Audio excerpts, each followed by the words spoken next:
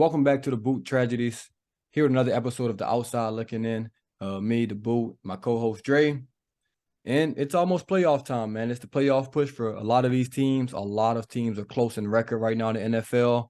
We'll just start with the NFC. We'll kind of go through the conference right now. Division leaders so far, Philadelphia Eagles. They're the 1 seed right now, sitting at 10-1. They're looking good. Minnesota Vikings, I still don't know how, but they're the 2 seed at 10-2. After that, you have the 49ers at the 3 seed at 8-4. And your 4 seed will be the Tampa Bay Bucks, sitting at a great 6-6 right now. Wild card so far will be Dallas, the New York Giants, and the Seattle Seahawks and Washington Commanders are both 7-5. I don't know who owned the tiebreaker there, but those 3 teams will be your wild card. Thoughts on the NFC playoff picture right now? To be honest, I really don't think the NFC playoff picture matters outside of Philly and Dallas. I really think at the end of the day, it's going to be Philly versus Dallas in the NFC championship game, unless something crazy happens to where they meet up in the divisional round. But I think as of right now, with Dallas being the 5th seed, crazy things will have to happen for that to happen.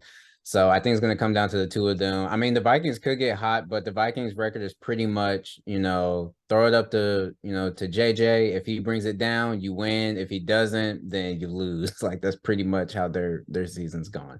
So the NFC, it's down to Philly and Dallas. Everybody else, I mean, they're playing well. Granted, my whole division, the NFC East, we're playing lights out, but the real contenders are Philly and Dallas. Speaking of Minnesota, I brought this up last time we were recording.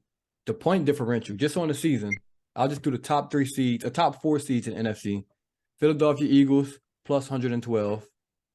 Dallas Cowboys, plus 127. I mean, the Colts definitely helped with that last game.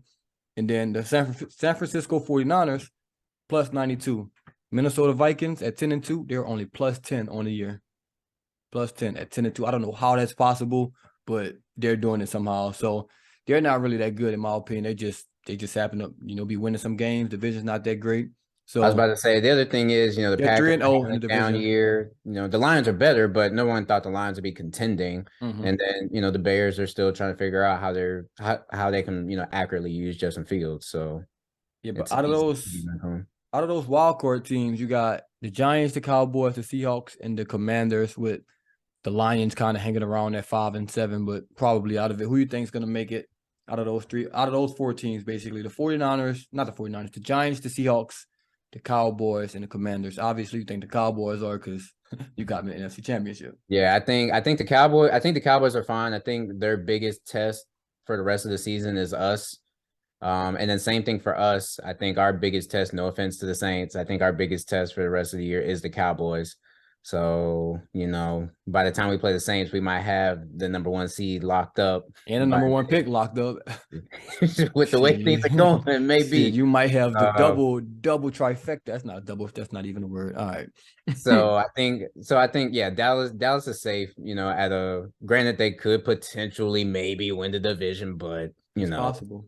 But yeah, they should be safe with the playoff berth. The Giants, I still just don't trust Daniel Jones. I mean, the defense is playing better. Barkley's, definitely top 2 in comeback player of the year. But I just don't trust Daniel Jones. So it all depends on what he does. And they've got a tough slate coming up. I think they play us twice, and I think they play Cincinnati as well. So it's like that's three tough opponents for them. 2, but 3 tough games. And then Washington and Seattle, it's kind of the same thing. Like, Washington's got the NFC East that they've got to play. They still got to play Dallas again. And I believe they also have to play Washington. Or they definitely have to play New York again. I think they have to play Dallas again. I'm not entirely sure about that. So it depends on that. And the Seahawks, they're in the easy division this year, because the Cardinals aren't playing well, Rams aren't playing well, and Rams have injuries. So it could really come down to, I think the NFC playoffs might be set. It's just looking like it. Honestly. It's just more like the order, how's it going to shift around and things like that. But I think outside of, Washington and maybe Seattle fighting for that 7th spot, or Washington, Seattle, Giants, like, they'll be fighting. So one of those 3 won't get in, but I think it's between those 3. Everybody else is set. Me, I am going out on a limb here in this wild card. I do think that Dallas is going to get in, and I think Seattle's going to get in. Now, for that last spot, I have if they win this week, If they win this week, that is this is all Big predicated IF. on if they win this week. The Detroit Lions, if they beat the Vikings this week, I got them making the playoffs. That'll put them at 6 and 7. They'll still be a game behind. But after that, they have the Jets, then they have the Panthers, then they have the Bears. Then it'll be for all the marbles against the Packers. I think they can win 4 of these games out of their last 5. I think if they do Especially if the that, Giants lose 2 because they got to play us twice, so that helps in their favor. and if they do that, that puts them at 10 and 7, which is, I think that'll be good enough to make the playoffs. But that Vikings game is going to be big. That Packers game may be just an easy win because Aaron Rodgers might be done. If that's the last game of the year, if the Packers are not in it, which I don't think they will be, they might just sit everyone. And the Panthers aren't playing for anything. The Bears aren't playing for anything. So really, if you beat the Vikings, you're looking good. These next 2 games, the Vikings and the Jets are going to be big. They almost beat them earlier in the season. I think it was week 2, week 3, something like that. Yes, they lost by 4. So, I mean, if they can beat the Vikings, they're favored, which is crazy that a 5 and 7 team is favored over a 10 and 2 team. But, hey, Vegas knows. So, if Vegas knows, the Lions are my pick for that 3rd spot, and they'll get I guess they'll get to face the Vikings again, which would be hilarious. They'll play them for a 3rd time this year if they end up making the playoffs. And well, let's also throw this in there because technically the AFC South is not wrapped up. NFC South. All right, I'm sorry. The NFC South I know is not wrapped up. It's not. So the Bucks can lose it.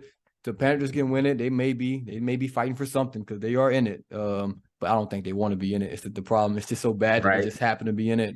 Falcons can still win. You never know. You never know what can happen. I know who's out of it though, but we ain't gonna talk about that. I think we should. I know who's out of it.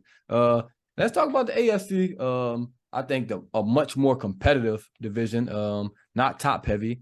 From the top 10 teams, all have between like 6 and 9 wins. So at the top right now, Buffalo Bills sitting at the 1 seed. Then you have the Kansas City Chiefs.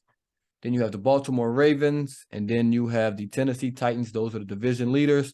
And in the wild card, you have Cincinnati, Miami, and the Jets, with the Patriots and the Patriots, Chargers, and Raiders all behind them. So the Jets, first of all, they're getting passed up because that's 3 solid teams behind them. And I'll go first on this one. I still don't think it's a clear-cut favorite in the AFC. I think the Bengals probably have been playing the best as of late, in my opinion, and they just beat Kansas City. They're only 1 game out of first for that 1 seed as well. So it's going to be a tough race. They're number 2 in the division, but number 1 game back for the 1 seed. That's how close it is in the AFC. And with Lamar Jackson being out, it's the time to make the push to try to, win a division, of course, get a home playoff game, but also try to win that number 1 seed. And for these wild card teams, man, we both called it. The Jets, we knew the Jets and the Giants they're going to come to reality. It was going to happen for both of those teams. They've both kind of came back down to reality a little bit. And then the Raiders have been playing great after an awful start to the season. The Chargers have been playing okay. They've just been hurt this year. Then the Patriots, they're just the Patriots. Just the Patriot way. They're going to find a way to be around 500, and they're just never going to die because Bill Belichick he made a deal with the devil just like Nick Saban. So then you have the Browns also. They're 5 and 7. They're creeping around. So you never know. You never know what can happen. Thoughts on the AFC? So I agree with you that there's no clear-cut favorite because even though the Bills are the number 1 seed right now, the Bills, they've had like their losses have been like head-scratching losses. Like it's like you shouldn't have lost this game. So it's just weird when it comes to the Bills because Josh Allen, so he seems like he's out of the MVP race now, and he's almost probably a top 3 quarterback, in between the 20s. But once he gets, in between the 20 and the red zone, then he turns into a bottom 3 quarterback in the league. Because if I'm not mistaken, he's leading the league in red zone interceptions. So it's just, I can't trust the Bills completely. But, I mean, they are one of the better teams.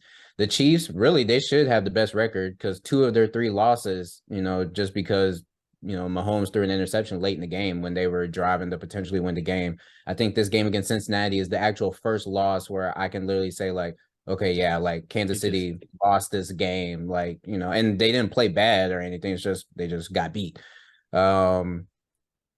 Ravens, they're probably going to lose their spot as the division leader because Lamar's injured. I mean, now, don't get me wrong. Huntley played well for them last year, but I don't think they even won a game still, or they might have won one. I think they won that overtime game.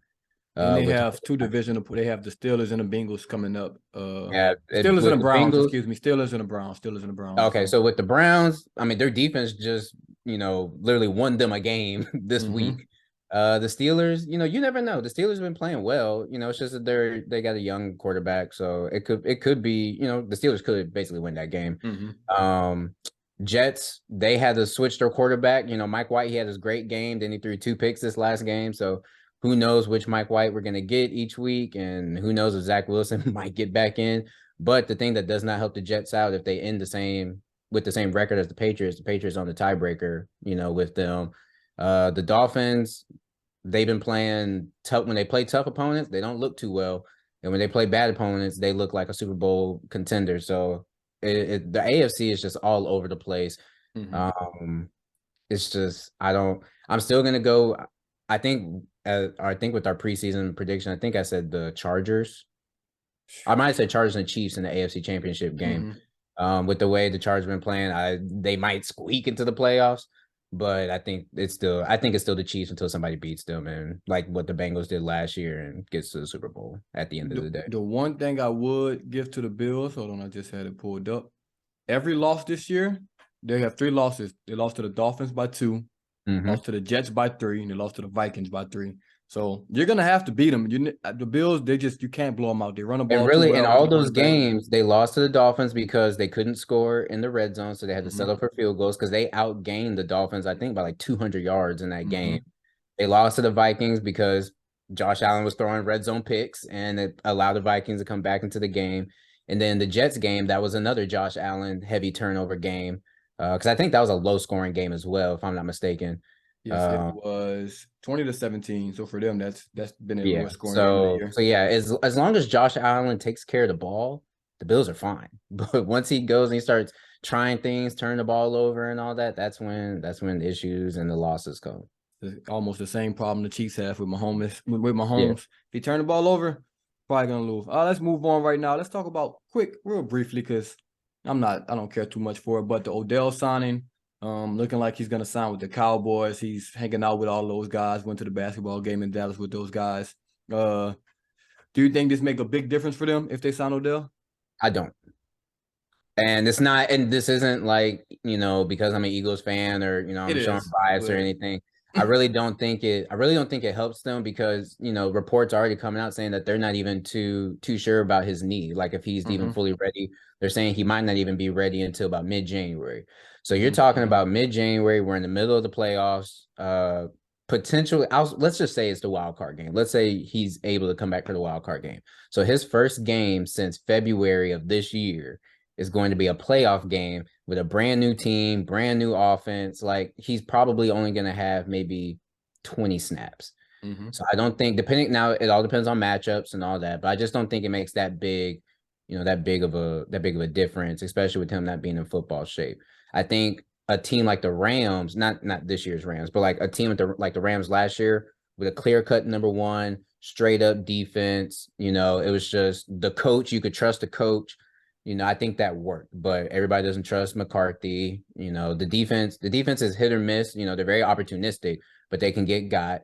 And then Dak, we just don't know what we're going to get from Dak each week. So, I think it will be good for them, but I don't think it's what gets them over the hump to get a Super Bowl or anything like that.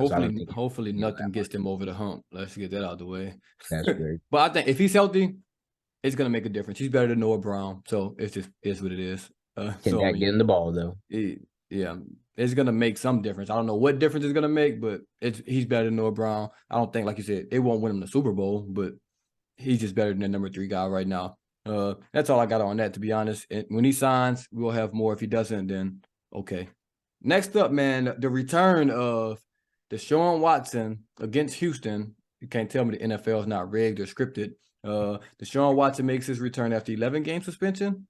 They played the Houston Texans. Didn't play the greatest against the Texans, but they still got the W. Like I said, man, he returned to Houston this time. He didn't play well, but he still left with a happy ending, and that's just Deshaun Watson, man.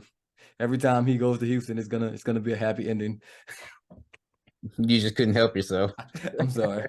I'm sorry. No, but I think it's as best as we could expect. The man hasn't played football in what, 2 years? Because he sat out, the year last year, even though he wasn't suspended or anything. He just didn't want to play for the Texans, and then he was suspended this year. So I mean, it's rust.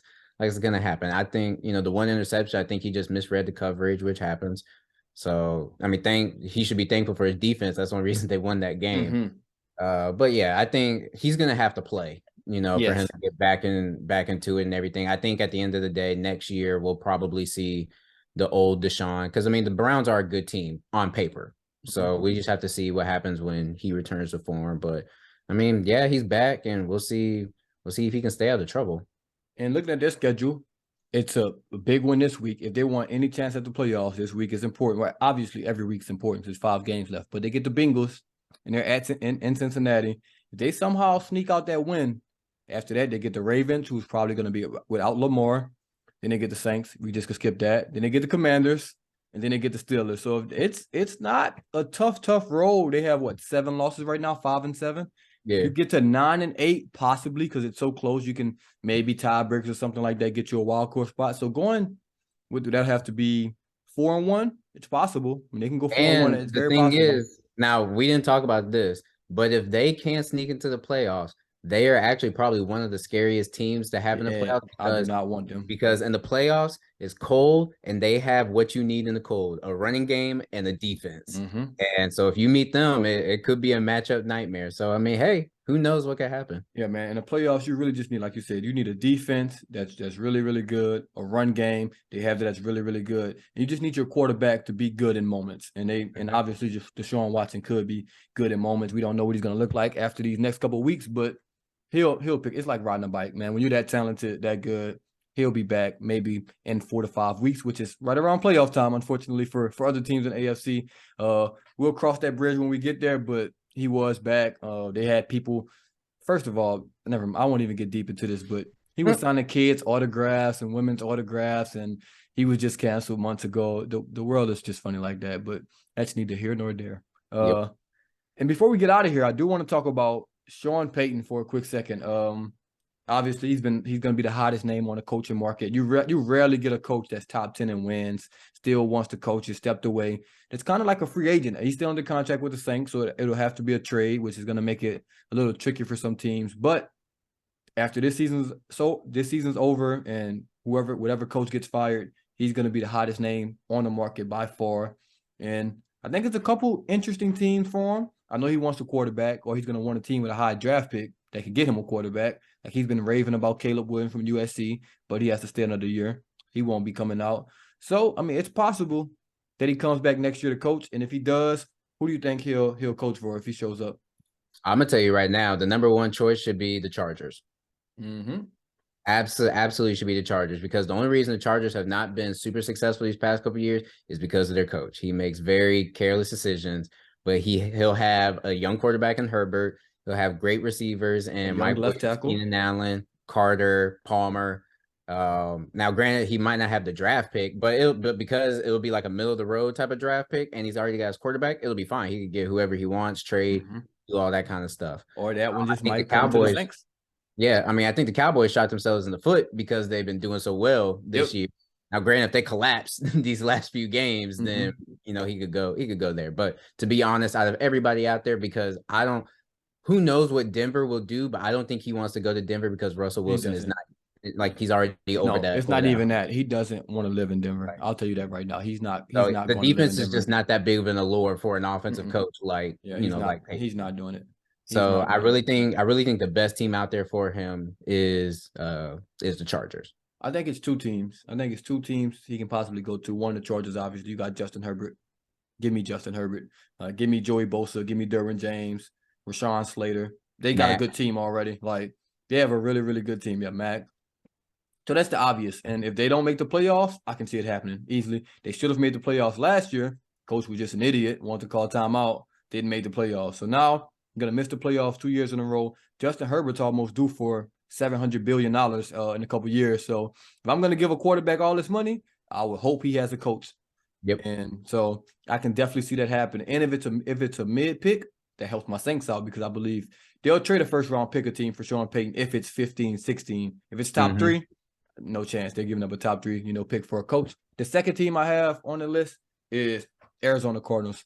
Like I'm definitely factoring in, will he want to live there? Because he wants to go to Miami with Tom Brady. So obviously he wants to go somewhere where he can, kind of not retire, but it's a good living space. Like, weather's nice. He's not going to go to Detroit. He's not going to go to Denver. Like some of these teams that are kind of been interested and stuff like that. Arizona, I can see. You got Kyler Murray. You got Hopkins. You got Rondale Moore. You got Hollywood Brown, a deep threat. It's some pieces over there. It's definitely some pieces over there. He hasn't had a deep threat in so long. Kyler Murray, I don't know if he's going to like Kyler Murray as a quarterback. That was going to be my question. That's going to be the biggest question because Sean Payton, he's come from Drew Brees, man. He's not going to want to deal with, Kyler Murray and that nonsense, not studying, not knowing the reads, not making the right, calls and things like that. So that's going to be the biggest question for the Arizona Cardinals if it's Sean Payton, believes in Kyler Murray. But I think he has that Chargers job when he wants it. I think he can call them right now today and say, I want a job, and they'll fire their coach today. Most definitely. So I think, it's a top 10. It's one of the greatest offensive mind the game has ever seen. And you got Justin Herbert. It's just a no-brainer. It's a match made in heaven, and we'll definitely. And then you put him in the division where he gets to go up against Andy Reid twice a year. Those would be great electric. Put that Thursday night instead of watching Broncos versus Colts, please. You're gonna put a game Thursday night. Have that. So I do think I think he has a shot. He's definitely got a shot. He's gonna coach whenever he wants to. Hopefully it's just soon because I want that first round pick back. But other than that, I think that's all. I think that's all for this episode of Outside Looking In, man. Until next time, we are out. Deuces. Fire Dennis Allen.